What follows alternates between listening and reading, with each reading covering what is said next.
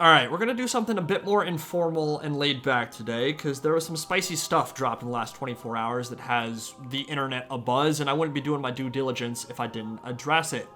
Legend of Total War, who as many of you know is no longer in the partner program, essentially leaked a bunch of info for the next 5 or 6 years when it comes to Total War and its future, including immediate plans for the Warhammer trilogy, historical titles in development, and of course the infamous and amorphous Warhammer 40,000, which he claims is 100% in development.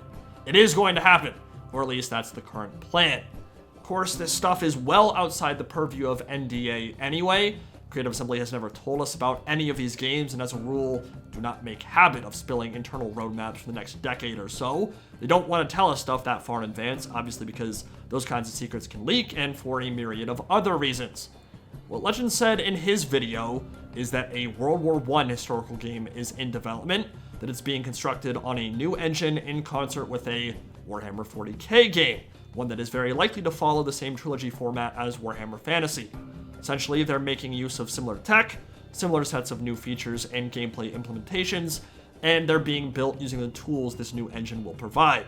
That there are roughly 4 to 6 more DLCs in the Warhammer Fantasy trilogy. He knows exactly what the next DLC after Thrones of Decay is, but won't say out of respect for CA, I guess, and that sometime within the next 2 to 3 years, support will close for the Warhammer trilogy, but before it does, it will go out with a bang with an End Times expansion. That the End Times and some of the characters therein are indeed planned to be added. So, a lot to digest there. Obviously no confirmation of any of this being true, but it's not something you really want to stick your name and reputation to if you don't have any actual sources, right? And Legend has never really struck me as a particularly gullible person nor a liar, so I don't think any of this is being done in bad faith, although I'm sure CA is not very happy that people might be leaking internal information. But whether it's true or not, be that as it may, it is out in the wild right now, it's fair game to discuss, and it certainly has people doing so. It's not that I don't trust Legend here, I 100% believe he was told these things. There's a very decent chance most or all of it is true, but my understanding is he gets a bunch of emails from random people all the time. Some of those leakers are probably lying, and as he said himself, plans change all the time. It's a very tenuous and uncertain period for CA with a bunch of layoffs, so titles could get canceled, teams could get shuffled, reorganized, or fired. Sega could unleash Jet Jaguar and Gojira on Horsham and Atomic Breath their HQ into oblivion. There's a million things that could happen over the next several years, and not even the higher-ups at either company, CA or Sega, have the full picture, the Doctor Strange lowdown of every possible scenario. With that said, I believe the leaks for the most part, partly because I want them to be true. I'll be very upfront about that, but there's a very good chance former Creative Assembly employees who feel burned by the company are directly feeding him information, and everything he's saying is accurate. Maybe not to 100% degree, but to a high level of veracity. I don't know that to be true. I don't know what his sources are, and nor is he going to divulge them, but it just kind of makes sense to me. And those same people would not come to me or Sotek or Grudges necessarily, because we wouldn't want to be the first to report on it. What I do know is that the things he's saying seem pretty logical, that they match up with what I would want to do long term if I was leading CA into the future. That an Empire 2 type of game, Victoria period, Civil War, Meiji Restoration, into 1920 and or World War I type of game on a new Total War engine synergizes with the idea of a new Warhammer trilogy of this Project Juno, this Warhammer 40k. Empire 2 or World War I, 40k, and Medieval 3 are the logical tentpoles for the Total War franchise over the next 6 or 7 years. Those are the titles that could secure the company's future if done well. Put that thought on hold for a moment. Let's shift to Warhammer 3 for a bit. The news recently has been fairly bad, as you guys well know. No reason to sugarcoat it. A lot of redundancies, a lot of firings, the extent and impact of which may not be readily apparent for many more months, but it is a realistic assumption that with less employees now, apparently more than 200 let go, a company that was already struggling to hit deadlines will likely struggle even more now. With that said, while it is fair to be concerned that the plug could be pulled on Warhammer 3 at the drop of a hat, and that is always a possibility, if that happened, I'd be devastated. So there is always that worry playing funny games in the back of my mind. I find it unlikely That would happen for a multitude of reasons, and it's not just copium, not the least of which is we are probably at least 2 years away from any major title. The last thing Sega or Creative Assembly would want to do right now is stop making and releasing stuff. If you just hemorrhaged a bunch of cash from hyenas, you want ways to get back into the green, and the only way to do that is to sell DLC. As my Discord mod Grand Admiral Gilad Pelion said, DLC is cheap, cheap, cheap compared to the construction and development of a new engine and title. Compared to making an actual full game, the ROI for DLCs is wild. They sell for 30% of a title, but do not take 30% of the effort. So why would CA or Sega want to pull the plug on those and then have nothing to fall back on while we wait for the next big title in 2 to 3 years? That makes very little business sense.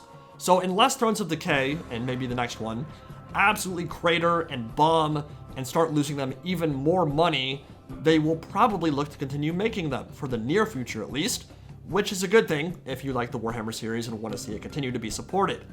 My only big fear, I guess, is the idea of Sega just selling off the company in its entirety and funding and licensing for Warhammer somehow going away along with it.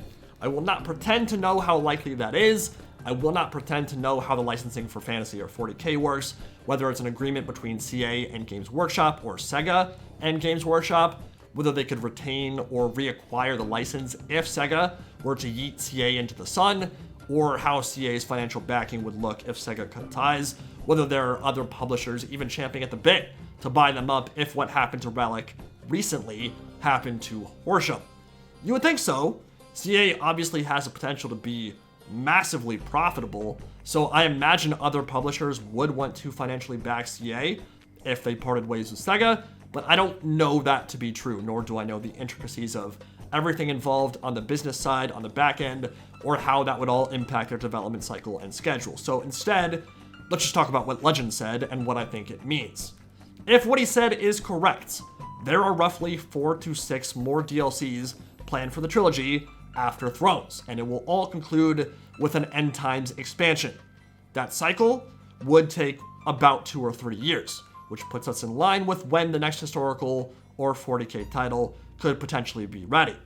If that leads you to panic, if you feel like that just isn't enough time or support, I'm not sure I agree. In my opinion, there are a handful of things that need to get done to make this trilogy truly feel complete. There's a million bells and whistles and extra things that would be fun and nice to have on top of that, but here's what I think we absolutely need and what I think could be accomplished in an achievable manner. Slaanesh, Khorne, and Ogre Kingdoms all need their DLCs, that much is obvious. Vampire Bloodlines must get more than what they have, which is basically just kit-bashed work on the level modders can do. It's unacceptable in 2024. It was fine for a free rework to hold off for a while, but the time has come, they get more. They haven't had real new content in like 7 years, and the Necrarchs, Lamians, Blood Dragons, and Strigoi deserve to truly shine. So as I've said, Vampire Bloodlines DLC would be the ideal fix for them. Thankwall, Nagash, and Neferata were the 3 most important and iconic characters remaining.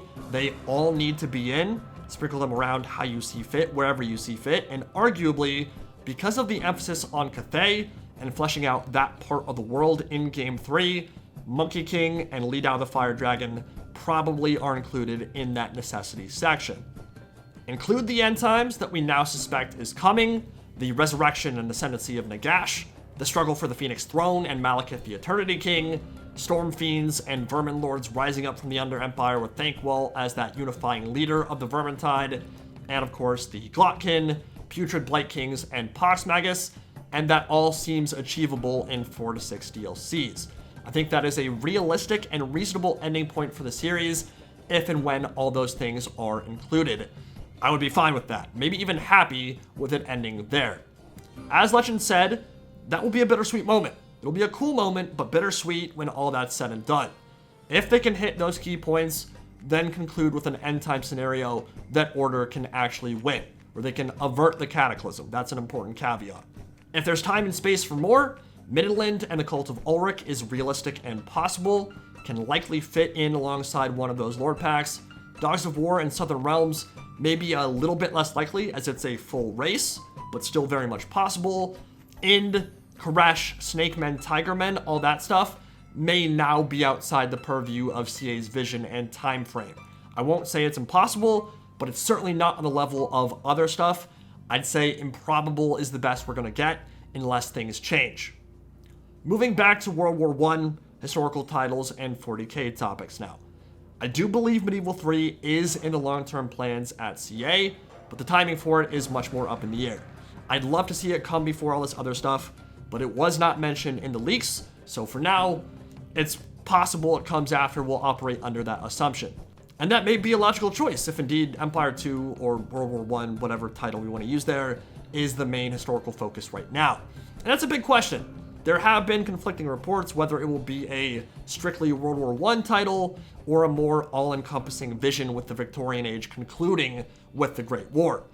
In my opinion, Victorian Age offers a wider array of factions, tactics, and civilization diversity, and could then possibly expand into a World War I conflict as a late-game scenario or DLC expansion, but it's very possible the scope of those things combined would be too great even for a flagship tentpole title. It might just be too big. And Legend seemed pretty clear he believes it's a World War I only game, though I do think that story has changed a few times. My thoughts on a Total War World War I game are mixed. Number one, just like 40k, I fully believe it can work, that there would just have to be some significant engine changes to account for terrain, destructible environments, cover, artillery, machine guns, and vehicles. But obviously we already have some of those things. By the way, probably just gonna use Krieg art for the background. It's a little bit easier to find than good World War I art, so we'll just stick with that for now. But as always, if the camera movement, unit control, army maneuvering, and campaign map that gives those live action battles context are still there and function similarly to previous Total War games, then it is still a Total War game no matter the setting, for the most part.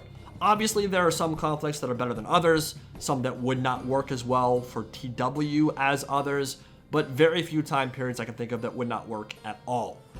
Just as a quick reminder, when it comes to World War I, battles were not really fought in trenches. Trenches were the bases of operations where armies garrisoned and held territory, but battles happened when one side left the safety of those trenches and then advanced across no man's land to get blown up under support from creeping barrages, supporting fire to suppress machine guns, gas, and essentially allow mass infantry formations to close the gap.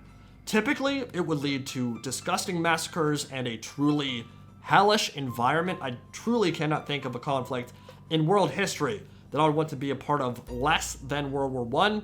But when you're thinking of stuff like Passchendaele, Gallipoli, Verdun, during the Argonne Offensive, massed infantry charges were still very much the watchword of real battles. And that was mostly on the western front of the conflict, which of course was not the only front. Trenches still existed at Gallipoli, the Anzac push into Turkey, and elsewhere, but cavalry played a major role in World War I, and there were lots of asymmetrical and even more antique approaches to warfare from certain factions that could easily be adapted in a Total War game. So, while trenches were inextricably linked to battles, and absolutely did play a major role, trench warfare was far from the be-all and end-all of World War I combat. I think we can all agree, seeing a combined tank and infantry advance across broken, muddied ground, with artillery and gas exploding overhead, machine gun fire planking off armor and pools of corrosion, with trenches being used for cover and torrential downpours happening across the battlefield, that could make for an incredibly cinematic and potentially tactically diverse and interesting Total War experience. A French Char 2C or Mark V landship charge with howitzers blaring overhead could be incredible to watch and play within the Total War formula. There is a lot of potential there. With that said, I think a fair perspective is, number one, can they do it in a way that's actually fun and still pretty much faithfully represents the conflict to an acceptable level, obviously with some ground being given for gameplay diversity and enjoyment's sake. And number two, would it inherently work well because of the setting or in spite of it?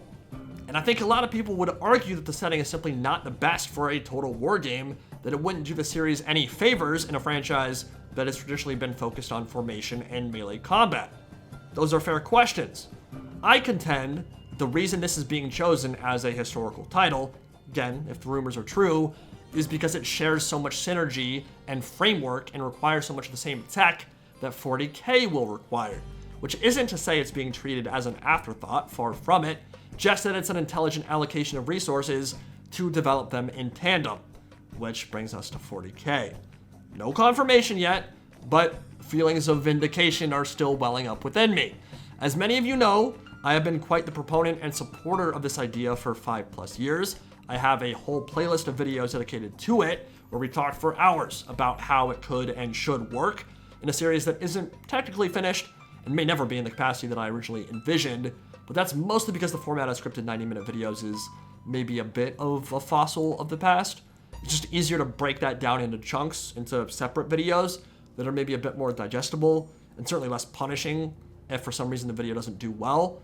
But Warhammer 40k, especially in a trilogy format, includes all the major races and units, using the blueprint and success of Warhammer 1, Warhammer 2, and Warhammer 3 is a brilliant business idea that could secure the company's financial future for the next decade or more.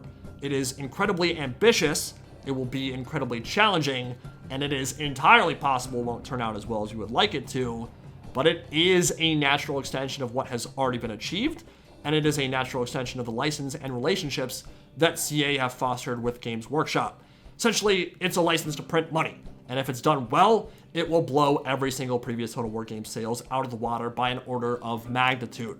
You don't have to like it, you don't have to think 40k is a good setting. I totally get the perspective that an OG historical title like Medieval 3 should take priority, but it is simple reality that 40k makes brilliant business sense and has just about the widest appeal possible.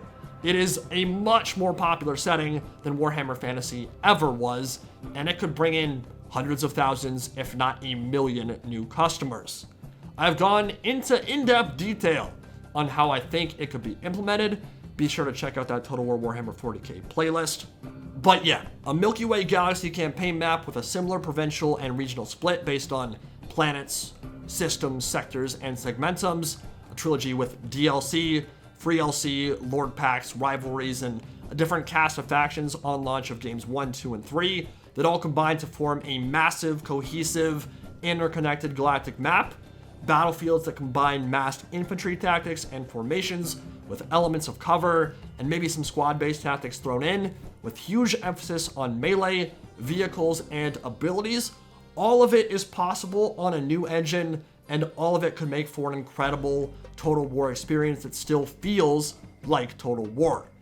So, those are my thoughts for now. We will see if these leaks end up being accurate or mere fantasy. It is not clear either way at the moment, and it won't be for quite some time, but time will tell. And it's certainly very interesting to think about, and a topic we'll continue to explore more in depth in the future, or at least till Creative Assembly comes out unequivocally and says they will never do these games, which I find highly unlikely. So, let me know what you guys all think, and I'll see you all in the next video. Andy Pride, signing out for now. Have a good one, guys.